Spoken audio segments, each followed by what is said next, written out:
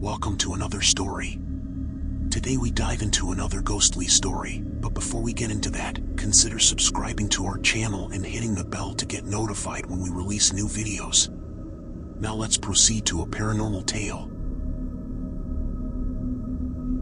The manor was almost hidden by the dense fog that wrapped around the base of the hill like a thick, white veil. Perched on the edge of a forgotten village, it had stood vacant for more than a century, its dark silhouette a grim reminder of the tragedies that had once unfolded within its decaying walls. No one from the surrounding areas dared go near it, not even during the day.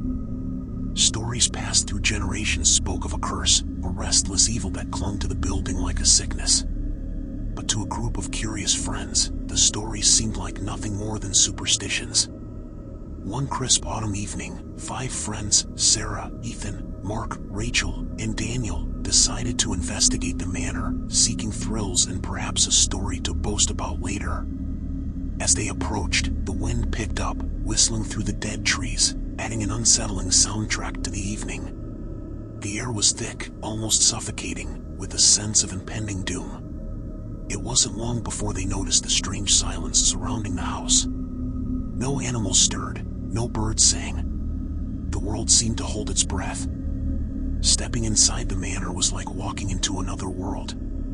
The heavy wooden door creaked as it opened, revealing an interior frozen in time. Dust hung in the air like ash after a fire, and the grand staircase loomed ahead, its steps worn by the weight of hundreds of forgotten souls. As they explored, they felt a presence, something unseen, watching their every move. The air was damp, and the temperature dropped sharply with each room they entered. In one corner, a cold draft slipped through a crack in the walls, carrying with it a faint whisper, so faint they almost missed it. "Did you hear that?" Rachel asked, her voice shaking. But no one responded. They gathered in what appeared to be an old living room, its furniture shrouded in dust-covered sheets. There, an old mirror hung crookedly on the wall, its surface scratched and foggy with age. Sarah, ever the skeptic, laughed nervously, suggesting it was all in their heads. But her laughter died in her throat when the mirror began to distort, revealing the shadowy figure of a woman, standing just behind them. The room grew colder still as the figure moved closer, her shape barely visible through the reflection. Panic set in. "We should leave," Ethan whispered, his eyes wide with fear. But when they turned back toward the door, it slammed shut with a force that echoed through the entire house.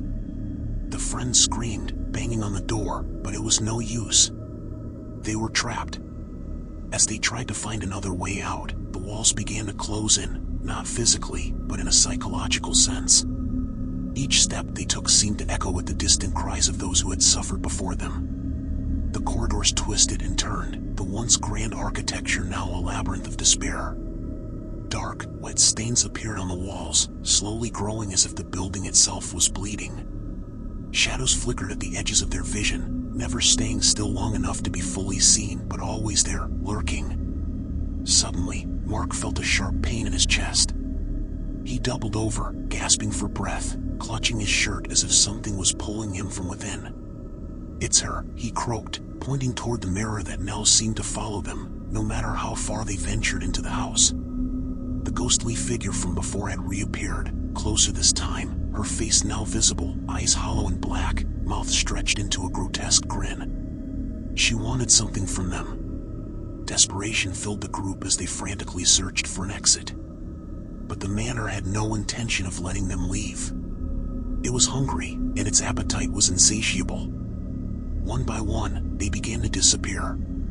Mark was the first, pulled into the mirror with a deafening scream, his body twisted and contorted as he was swallowed by the reflective surface.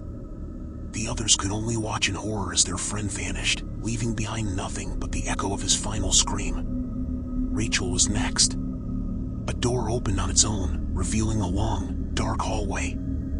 Unable to resist, she walked toward it as if in a trance. The others yelled for her to stop, but their voices were swallowed by the thickening air. She walked further and further, her figure fading into the darkness until she was no more. Sarah, Ethan, and Daniel remained, their terror mounting with each passing second. They huddled together, desperate for any sign of escape.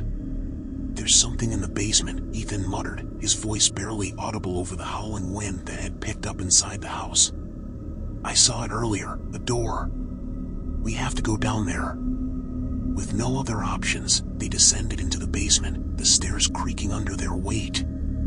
The basement was worse than they could have imagined, damp, filled with the stench of rot and decay. But it was there that they found the source of the evil. In the center of the room was a circle of runes, ancient and pulsing with a sickly green light. In the middle, an old, worn book lay open, its pages yellowed with age. But it wasn't the book that drew their attention, it was the figure that stood next to it, a twisted, spectral version of the woman they had seen before. She looked at them, her hollow eyes burning with hatred. The house groaned, its walls closing in as she whispered, her voice like the rasp of dried leaves, "You will never leave." The last thing they heard was the creak of the door shutting behind them, sealing their fate. This was the tale of the haunting spirit of the manor. If you enjoyed watching, please make sure to subscribe, like our video, and hit the bell to get notified when we release new creepy stories. Thank you for watching. See you on my next whisper.